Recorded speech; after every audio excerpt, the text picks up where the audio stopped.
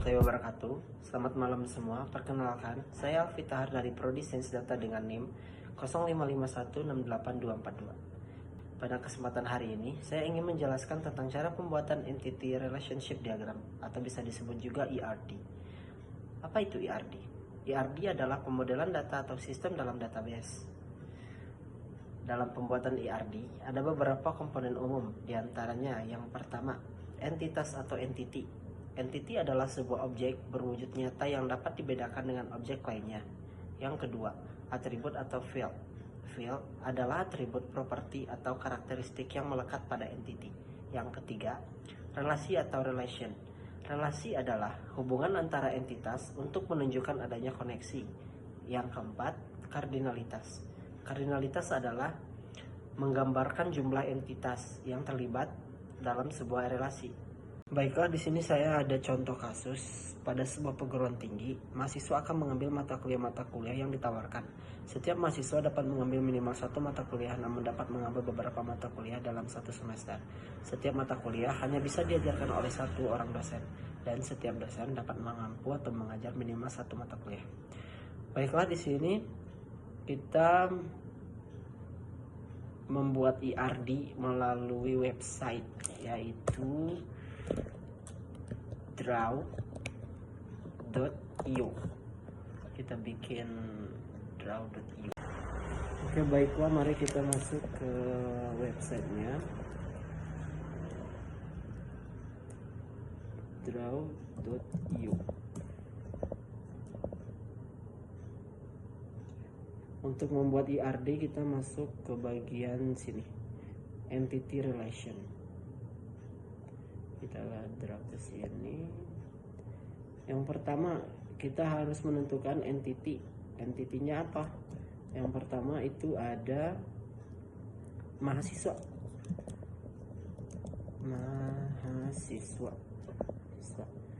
Kita bikin kolomnya satu lagi. Apa aja yang ada? Di mahasiswa ada dosen. Ada juga mata kuliah,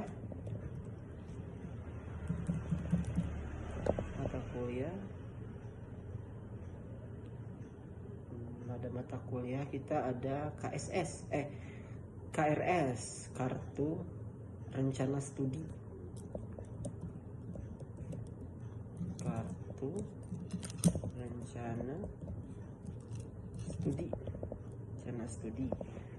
terus ada mahasiswa udah, dosen udah, mata kuliah udah, kartu rencana studi udah. Kita ada jadwal mata kuliah,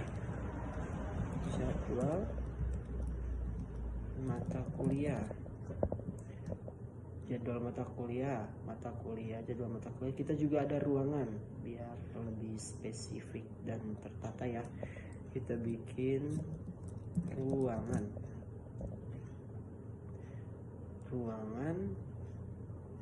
dan juga kalau ada mahasiswa, dosen, dan mata kuliah, kita juga ada nilai biar bagus. Nilai. Oke, di sini kita ada 1 2 3 4 5 6 table. Ada juga table program studi di sini. Program studi.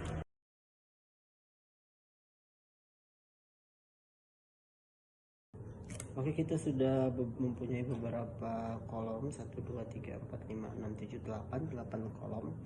Di mahasiswa itu ada termasuk entity. Apa aja di dalam mahasiswa? Apa aja yang terdapat dalam mahasiswa? Ada NIM, nama, dan lain-lain ya. Itu tidak termasuk atribut. Itu ada sifat yang kedua ya, ada atribut. Di sini di kolom yang di bawah mahasiswa ini ada tulisan PK. PK itu bisa disebut juga primary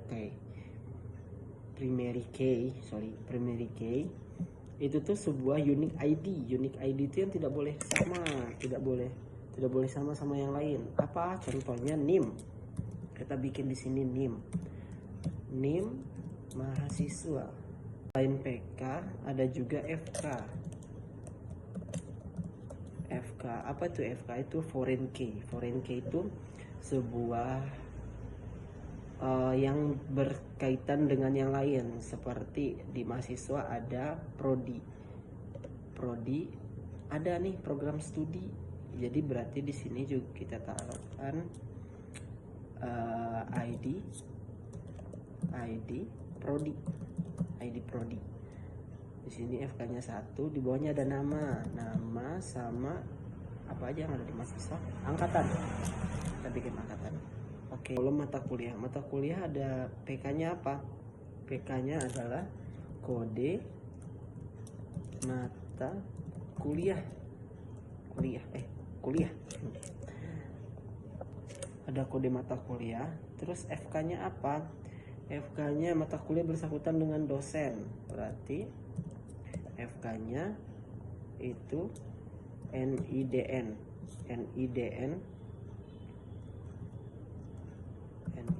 dosen. NIDN itu nomor induk dosen nasional ya. Terus apalagi ada nama mata kuliah. Di bawah nama apalagi SKS ya. Ada SKS. Oke. Yang ini tabel kedua udah beres. Terus tabel ketiga kita masuk ke dosen. Apa PK-nya? Primary key-nya itu kode NIDN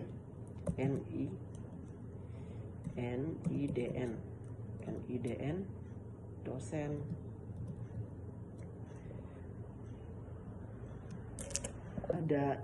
Ada NIDN dosen. Terus di bawahnya FK-nya apa? FK-nya yang bersangkutan dengan dosen itu tuh prodi, program studi. Berarti di sini FK-nya itu ID, berarti ID prodi. Apalagi nama dosen sama yang di bawahnya tuh berarti ada jabatan. Oke, kita masuk ke tabel yang keempat. Ada di sini kartu rencana studi. PK-nya apa? Kartu rencana studi PK-nya itu berarti ID KRS.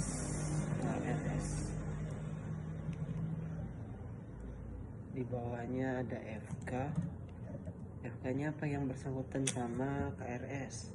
Mahasiswa NIM. Berarti di sini NIM mahasiswa. Terus di bawahnya ada semester sama tahun berarti ya. Oke. Ya, setelah tabel yang kartu rencana studi, kita masuk ke nilai. Di nilai ada apa? PK-nya berarti ID nilai. Apa aja yang bersangkutan sama nilai? Ada FK-nya berarti kode mata kuliah, langsung juga bersangkutan sama nilai. Kode mata kuliah yang bersangkutan sama nilai juga apa aja? FK kartu ya, ID KRS. Terus di sini apa aja yang ada di nilai? Nilai grade. Ada di sini grade, dan di bawahnya nilai akhir.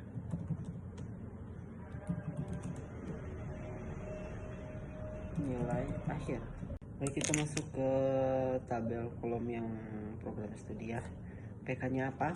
PK-nya yang jelas ID program studi ya, ID prodi. Terus di bawahnya ada nama prodi ya. Nama prodi. Yang ketiga ada fakultas. Di sini nggak ada FK-nya karena nggak ada yang bersangkutan sama yang lainnya. Nah, kita masuk ke tabel jadwal mata kuliah. Jadwal mata kuliah itu ada apa aja? PK-nya di ID jadwal. Terus FK-nya ini mata kuliah ini banyak bersangkutannya FK-nya. Ranking-nya itu bersangkutan sama yang pertama sama dosen. NIDM dosen. Terus bersangkutan sama juga mahasiswa, berarti di sini NIM mahasiswa.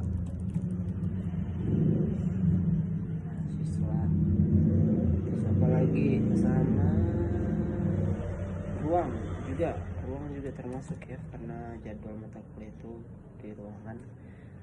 Di sini ID ruang.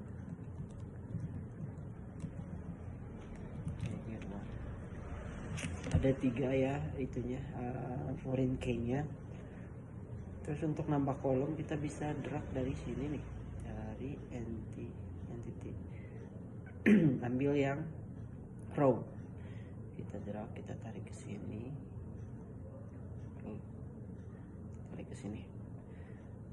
ada apa lagi, jadwal mata kuliah, ada jam, ada hari ya, hari. Terus kurang satu, ada hari, ada tanggal. Siap. Yang terakhir kita masuk ke tabel ruang. PK nya apa? ID ruang. Terus karena ruangan tidak ada bersangkutan sama yang lain, berarti FK nya nggak ada ya. Kita isi di sini nama ruang. Terus di bawahnya kapasitas. Oke, berarti ini kolom ini nggak pakai, dihapus.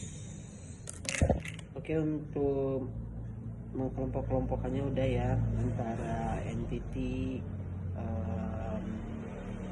atributnya sudah. Nanti kita menyusun, kita kasih garis buat relasi, berarti ya berkaitan. Baik, setelah kita susun, baru kita bikin relasinya kita tinggal tarik di sini nih hubungannya. Jadi mahasiswa berhubungan dengan kartu rencana studi, terus nilai juga berhubungan tuh dengan kartu rencana studi ke sini. Terus mahasiswa ke program studi juga, dosen juga ke program studi. Terus nilai sama mata kuliah itu ada ini. Terus dosen ke mata kuliah. Ini kita tinggal tarik aja ya untuk mengarah-arahkannya. Mata kuliah ke jadwal. Kita ke jadwal.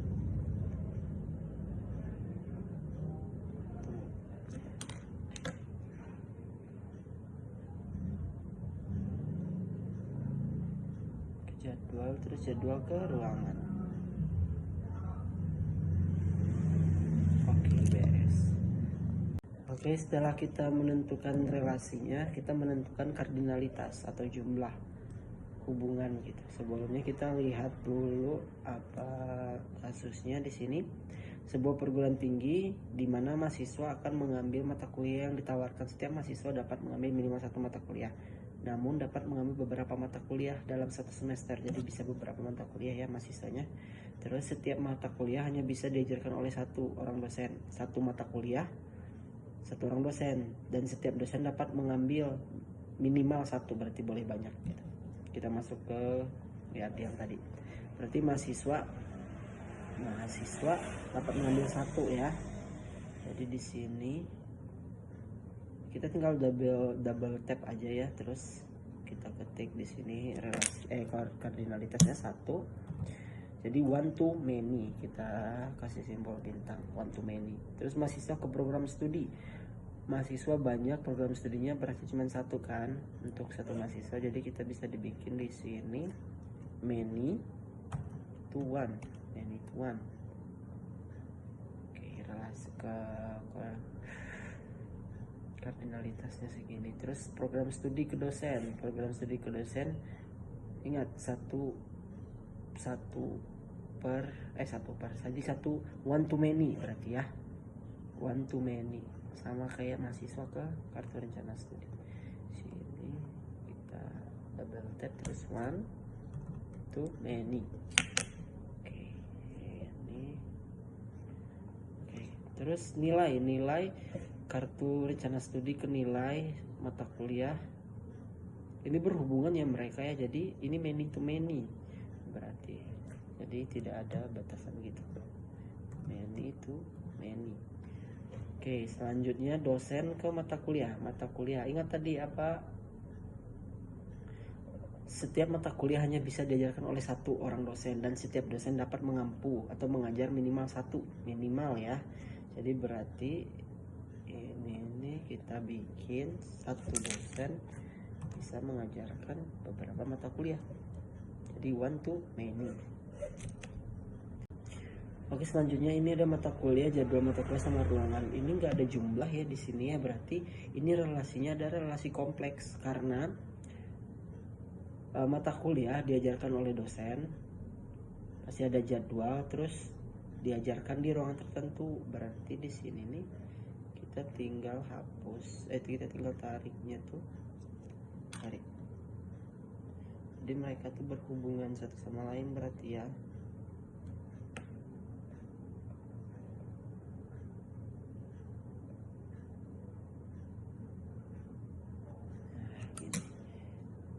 Kita tinggal untuk menghapus tanda panahnya ini kita bisa pakai di sini nih. Kita klik ini, terus kita tekan ini, jadi kayak gini, biar tidak ada garisnya tanda panah. Misalnya di sini nih relasinya itu relasi kompleks, jadi bukan nggak ada kardinalitasnya. Ya, di sini IRD kita udah beres, sudah semua udah komplit.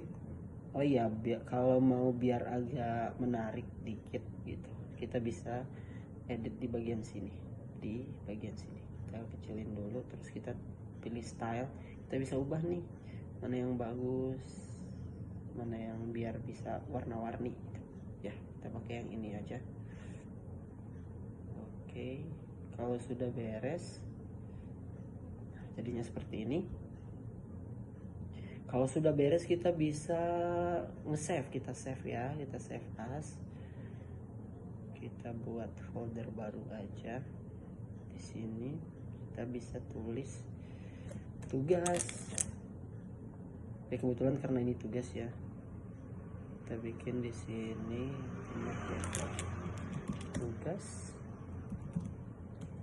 basis data.